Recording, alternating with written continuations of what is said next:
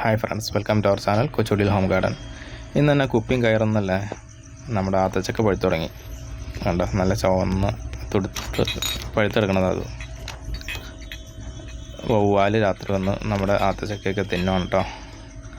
അതുപോലെ വേറെ കിളികളൊക്കെ ഇഷ്ടംപോലെ വരുന്നുണ്ട്. അപ്പോൾ ഇതൊരെണ്ണം ഇങ്ങനെ പഴുത്ത്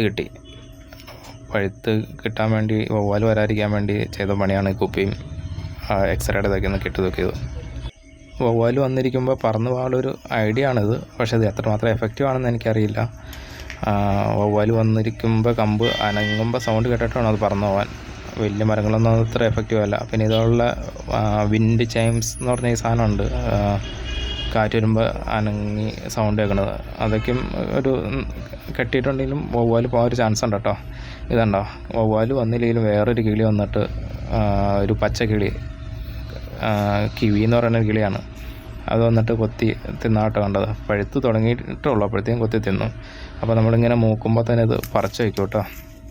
എന്നാലാണ് നമുക്ക് കുറച്ചെങ്കിലും കിട്ടുള്ളൂ. അത് കിടന്ന് പഴുത്ത് കിട്ടാന്നൊക്കെ നമുക്ക് കിട്ടൂല. അപ്പോൾ ഒരുവിധം മൂത്തു എന്ന് തോന്നുന്നതൊക്കെ നമുക്ക് പറിച്ച് വയ്ക്കും. പക്ഷേ ഇങ്ങനെ പറിച്ച് വയ്ക്കുമ്പോൾ അത്ര മധുരം ഉണ്ടാവില്ല. അത് കിടന്ന് പഴുക്കുന്ന അത്ര മധുരം ഉണ്ടാവില്ല. മഴക്കാലമായിട്ട് ഇപ്പോൾ നല്ല മധുരം ഉണ്ട് കേട്ടോ. ഒരു തരിതരി പോലുള്ള നല്ല സുഖമുള്ളൊരു ഇതാണ് ആത്തച്ചക്ക.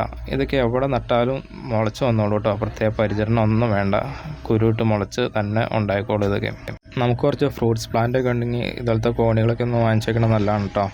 ഈ ടൈപ്പ് കോണി ഒരു 2500-3000 അടുത്ത് വാങ്ങിക്കാൻ കിട്ടും.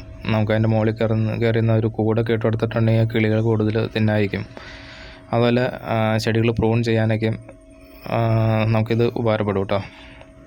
അപ്പോൾ ഈ ആത്തച്ചക്കയൊക്കെ നമുക്ക് ഒരുപാട് നൊസ്റ്റാളജി ഉള്ളൊരു ഫ്രൂട്ടായിരിക്കും. ഞങ്ങളൊക്കെ സ്കൂൾ അവധി കാലത്ത് തറവാട്ടിലേക്കും പോകുമ്പോൾ അവിടെ ഞങ്ങളെ കാത്തിരിക്കുന്നത് ഈ ആത്തച്ചക്കയും ബബ്ലൂസ് നാരങ്ങയും കൊക്കോപ്പഴമൊക്കെ ആയിരുന്നു. അപ്പോൾ നിങ്ങളുടെ നൊസ്റ്റാളജിയിൽ ഇങ്ങനെ ഇത്തരം പഴങ്ങളൊക്കെ ഉണ്ടാവുമായിരിക്കും.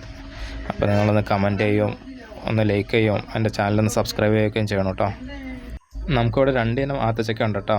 അതിൽ ഒരെണ്ണം നഴ്സറിയിൽ നിന്ന് വാങ്ങിച്ചു വെച്ചാണ്. അതിൻ്റെ അകത്ത് ചെറിയ തരം ആത്തച്ചക്ക ഉണ്ടാവണം, പക്ഷെ നല്ല മധുരമുള്ളതായിരിക്കും. ഇഷ്ടംപോലെ കായ പിടിക്കുകയും ചെയ്യും. എൻ്റെ അകത്ത് കുരുകുരുന്ന് കായ ഉണ്ടാവും എൻ്റെ അകത്ത്. അതൊക്കെ വലിയ പൊക്കമില്ലാത്തതുകൊണ്ട് നമുക്കത് കൂടിട്ട് കൊടുക്കുകയും ചെയ്യാം കേട്ടോ. ഇതാണെങ്കിൽ ഇച്ചിരി വലിയ മരമാണ്, വലിയ കായ ഉണ്ടാവുകയും ചെയ്യും. നല്ല ഫ്ലഷ് ആയിരിക്കും, ഉള്ളിൽ നിറച്ച് കഴിക്കാനുണ്ടാവും നമുക്ക്. അപ്പോൾ പഴുക്കണ സമയമായിട്ടുണ്ടെങ്കിൽ ഇതിൻ്റെ അകത്ത് പല കിളികളും വരും കേട്ടോ. ഒരു പച്ച കിളിയാണ് മെയിനായിട്ട് വരുന്നത്. പിന്നെ കഴിഞ്ഞ സീസണിൽ ഒരു വേഴാമ്പ് പോലത്തെ ഒരു കിളി വരെ വന്നായിരുന്നു അതിൻ്റെ അകത്ത്. അപ്പോൾ അവർക്കും കഴിക്കാനുള്ളതാണിത്. പക്ഷേ ഇത്ര വലിയത് തിന്ന് പോണ കാണുമ്പോൾ നമുക്കൊരു വിഷമം. കുറച്ചൊക്കെ കിളി നിന്നാലും ബാക്കി നമുക്ക് കിട്ടണ്ട കേട്ടോ.